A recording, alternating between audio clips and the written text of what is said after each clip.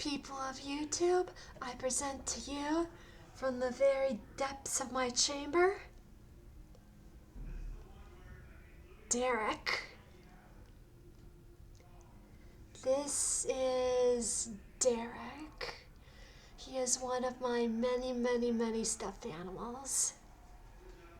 As you can see from the pattern of his stripes, he is a coral snake. You know that old poem you were probably taught? Red by yellow kills a fellow? That's right. Derek is a very dangerous venomous snake. There's actually a really cool story of how I got Derek. I was just a kid at the time, possibly younger than 10 years old. Back then I lived for stuffed animals. It was my growing obsession when I was little. And my family went to an aquarium. And at the aquarium's gift shop, there were several stuffed animals. And my mom was nice enough to want to get me one. Now there was this one rack with all of these snake stuffed animals. And that's when I spotted Derek here. You see, even as a kid, I knew that the coral snake was dangerous. Its venom was very toxic, and it was dangerous to humans. And that was precisely why I just had to have him. Because even back then I was into dangerous animals. Yeah, so my mom bought him for me, and of course I named him Derek. He is one of the many stuffed animals that live in my room. I've always loved animals, and all my life I've had a fascination for not just adorable animals, but dangerous animals. The thing is, I think my top favorite animal of all time is the domestic cat. But it's not solely because it's such a loving, adorable, and sweet and fuzzy companion for human beings. No, I love the domestic cat because underneath that cuteness, there is possibly one of the most savage killers on the planet. Did you know that the domestic cat kills more species of animal than all the other big cats? And they probably kill a lot more often than they do too. And what's really freaky about domestic cats is that they rarely kill for food. Domestic cats are one of the very few species of animal on the planet that hunt for fun and enjoyment. I think the amount of creatures on our planet that kill for fun are in the single digits. Humans are one of those very few. But yeah, I've always loved the deadly reputation of domestic cats. I love things that are cute and cuddly, that are secretly strong and ferocious. But then again, I also enjoy things that are just straight up ferocious. Domestic cats are my top favorite animal, but I think my second favorite animal is the great white shark. It doesn't come any more ferocious and hardcore than something like that, with its incredible senses, intimidating appearance, razor sharp teeth, and don't even get me started on its hunting method. It ambushes prey from below. It shoots upward And sometimes it shoots upwards so strongly that it can leap clean out of the water, grabbing a mouthful of big fat seal.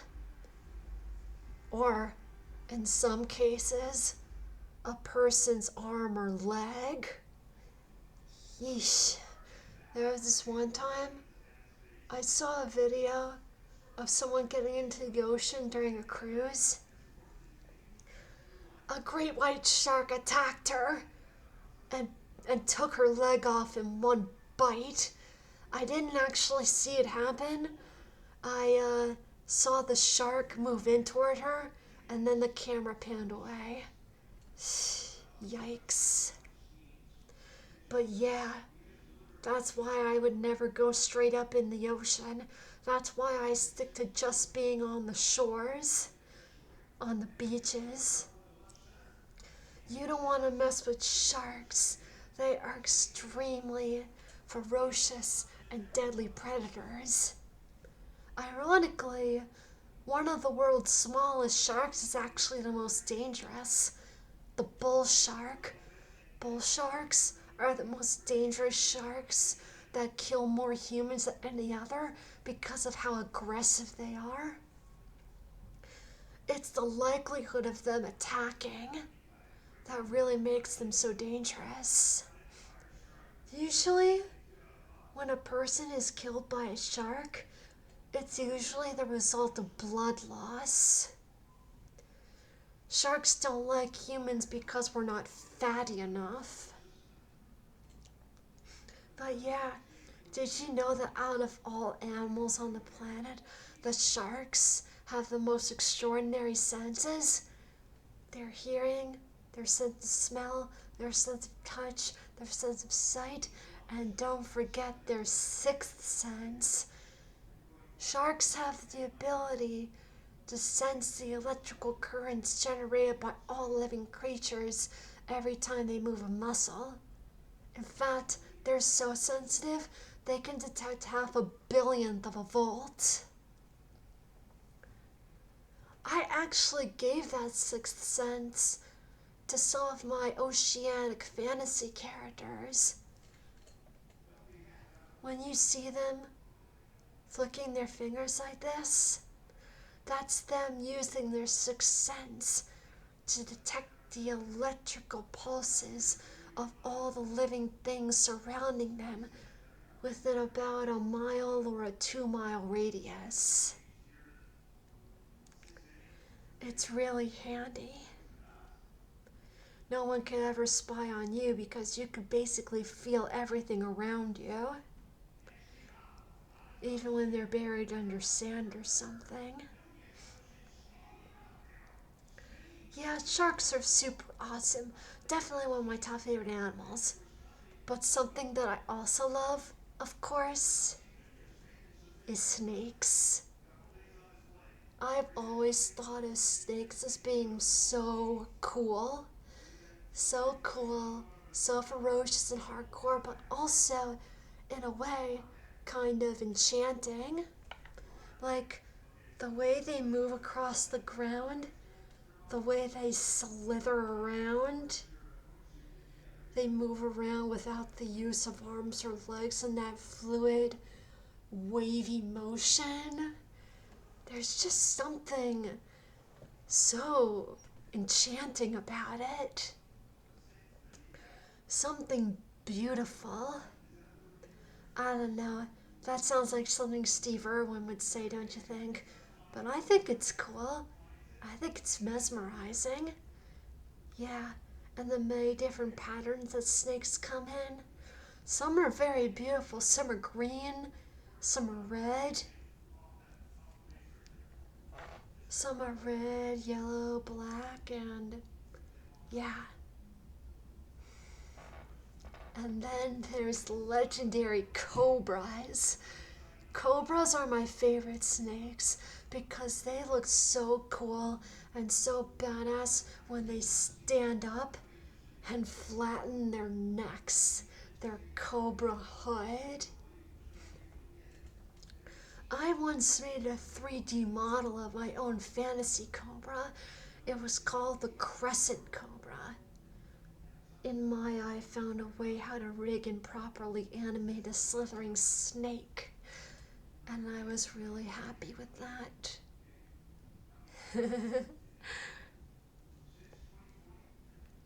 Yeah. Lots of snakes are venomous, and so lots of snakes are constrictors as well. Jeez, I don't know what would be worse, death from venom or death from constriction. I try to think of which one is less painful, and I think venom might be. I mean, sometimes I wonder if an anaconda is capable of swallowing a full-grown human whole. I mean, if they're capable of swallowing a jaguar whole, yeah, that's really scary. Anacondas, the reptilian king of the Amazon rainforest, the biggest snake on the planet. It's absolutely amazing. But sometimes it's the smaller snakes that are the most dangerous. Rattlesnakes are eerie and deadly. That horrifying, rattling noise they make with their tail is just enough to give you chills. I've never been on the receiving end of a rattlesnake sight, but I swear, the one animal sound that freaks me out in the comfort of my own home is the buzzing of a bee. I've been scared of bees my whole life. They fly and they sting, so they're really hard to avoid. And you can't exactly squish them in midair, especially when they're outside and there are no walls. Plus, it's wrong to squash insects when they're not inside your home. That's just wrong. But don't get me wrong, I deeply respect bees and what they do for the environment. They pollinate the flowers to make sure that fruits and vegetables will grow in our many farming crops. Yeah, that's really neat. Plus, honeybees make honey, and honey is a prime ingredient for a lot of healthy recipes. Honey is not exactly something that humans can make on their own. Bees are the best way to do it because they're precise. The way they harvest the nectar and turn it into honey. I mean, you can't exactly have a human take nectar from each individual flower. That would take ages. Bees do it so much faster and so much more efficiently. Yeah, I have a deep respect for insects. They're really fascinating creatures. So small, yet so detailed. There is nothing in this entire world that fights quite like a colony of ants. Nothing in the world of the undergrowth could possibly stand a chance against an army of ants. No matter how big or strong an insect is, it's no match for an army of ants. Yeah, there is nothing in this world that fights like ants. Yeah.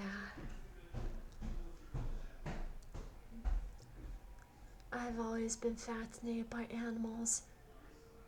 The cool looking ones, the cute looking ones, and especially the dangerous ones. I'd never want to cross paths with them myself, but I love seeing videos of them online. I remember this one time when I took a trip to Las Vegas when I was younger. We saw all of these lions and tigers at the special casino zoo. What people don't realize is that when animals are born in captivity, they are unable to survive in the wild. There are many wildlife sanctuaries, like Big Cat Rescue, that give a nice forever home to animals that can't survive in the wild. They give these wild animals numerous spaces to enjoy themselves in, lots of things to play with, to keep them entertained. Did you know that tigers love water? Pretty cool, huh? Tigers just love water. They love to swim and soak in pools and ponds and rivers. It's so funny. The biggest of the big cats actually loves water. That's so cool.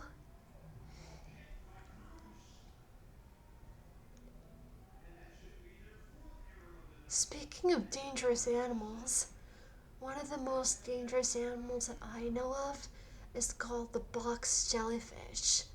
The box jellyfish is the most venomous animal in the entire world. They're from Australia, and they're practically transparent. And the venom from their stings is so deadly, it can kill a person in less than 5 minutes. And people have said that their stings feels like being branded with red hot iron. Yikes. How can a jellyfish be so scary and so deadly? Well, I have a feeling that the reason why the box jellyfish is the way it is because its tentacles are so fragile that if their venom wasn't so extreme, that its prey would snap the tentacles if it didn't paralyze them fast enough.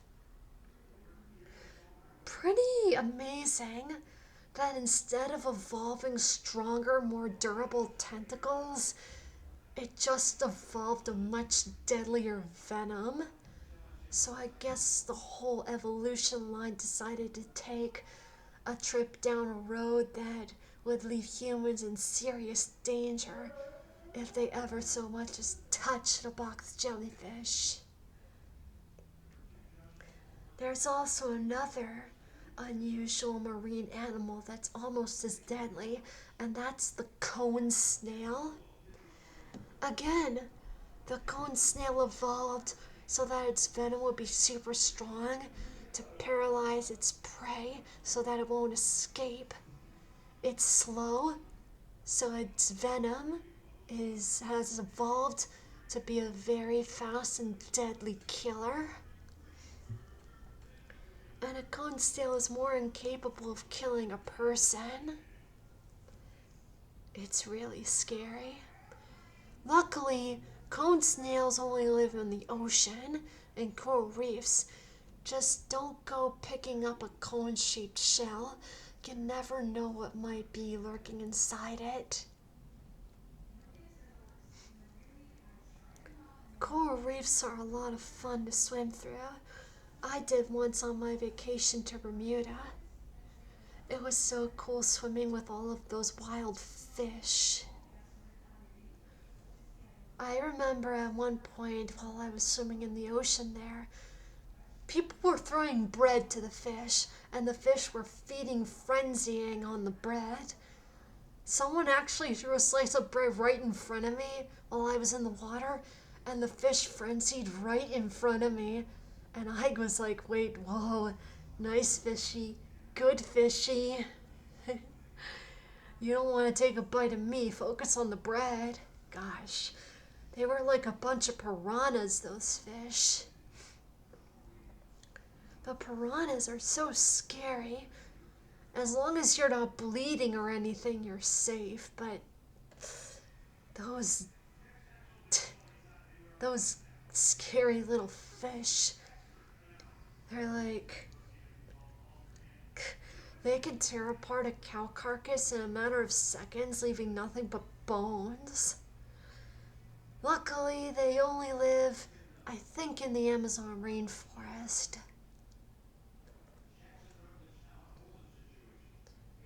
Very, very amazing the kind of animals we have in this world. That's why we need to respect the natural environment, because every animal in this world is very important to keeping the ecosystem nice and healthy, and that benefits us humans. So we've got to protect nature and protect the animals. That's what we're expected of, since we're sharing this world with them.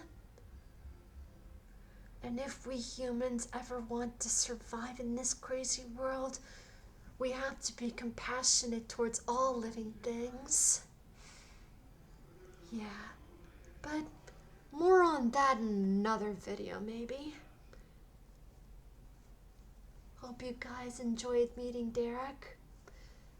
And as always, if you like this video, be sure to comment and subscribe.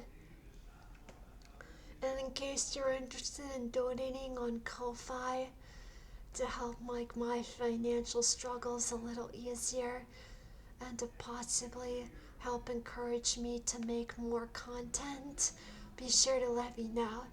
It would be surprising just how much $2 a month could do for an autistic, creative person like me. It would really be appreciated. Be sure to let me know and I'll send you a link to my Ko-Fi, or I'll probably leave a link in the description. Okay, bye.